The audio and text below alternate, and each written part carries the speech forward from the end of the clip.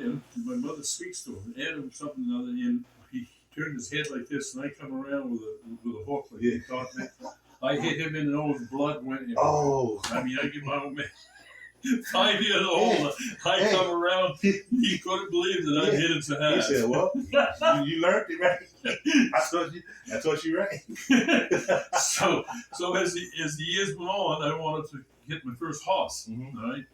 Now, some people call it horse. I call it horse. Yeah. That's old English. Mm-hmm. So anyhow, Dad says, Jesus, it's been a hard year, Gerry. You got no money, but you can come this summer and work in the woods with me, and you know you can save enough money to get a horse. So I go, what are you gonna do? Well, we got to peel the pulp. Well, that meant pulp was when they take wood in a sulfuric acid and sulfur and stuff, and they digest it, and then they make paper out of it. Oh, okay. So they call it pulp wood. Right. So we were cutting 4-foot pulp wood. Well, he was cutting a full tree down. You take a chainsaw, you run it down and make a groove, and I had this chisel-looking thing that was called a spud. Mm-hmm. Well, I had to peel all the back off. Yeah.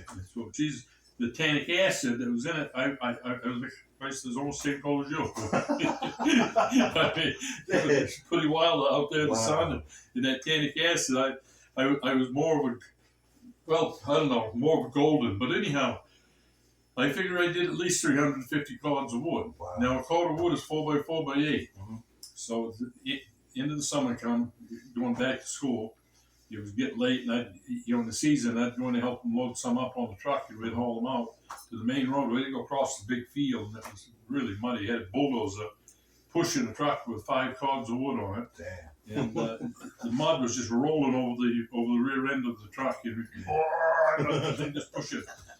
So anyhow, I went and bought this horse. Well, the horse was an ex-race horse, and he's balky as hell. Now, balky means you try to tell him to go, and he won't go. He's balky. You back up. You know, just being an asshole. So I had this nice little 2-wheel wagon that I got from some people, and I'd done some work on it. And I was learning my trade as a wheelwright and as a blacksmith. So anyhow, I was in front of the neighbor's house, and the horse starts running in the air. He's pouring the air, and he's going crazy. He's pouring the air. They can knock you out with the hooves, yeah. Well, I'm holding to the kids. There's a 2-year-old, there's a 3.5-year-old, 5-year-old, 8-year-old, something like that. You know, I had to think about it, but the youngest one about 2.5, like two, but he was still in diapers, because remember he had diapers on. So I'm hollering, get back, and geez, everybody's jumping back, but that 2-year-old didn't know what that meant. Oh, okay. So this is the kid's head, and this is the horse's hoof. Comes about that far from his head. And I'm hollering back, and I'm further than the length of this room. I come back. Well, that horse come up the second time. This time he just missed that child's face. Wow. Well, at this point he went down, and all I could think of was to hit that horse. Yeah. So Jesus, I doubled my fist up, and I looked at his head, and I run right in there, and he got up there just about height. Yeah. And I hit that sucker right between the eye and knocked the horse out cold in the middle of the entire road. I thought I'd killed him. He laid there for 8 minutes. Yeah, that's Jesus. I killed my horse.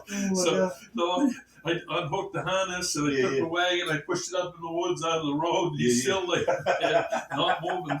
His eyes kind of rolled up in his head, and Jesus' tongue's all covered with the gravel. I cleaned his tongue off, shoved it back in his mouth. And Jesus, all the kids now are back there around us. And Jesus Christ, I killed him. So finally, I could see something, like a blood vein moving. Mm-hmm. So I start shaking, and finally he jumps up. He was a nice boy after that. But I knocked that horse out cold now. God. I was only about 15. Yeah, damn. So I looked it up on the phone. Yeah. How many professional fighters have knocked a horse out? I think your brother Duran. Duran knocked the horse down. Knocked him down. But and the horse jumped right back up. Yeah.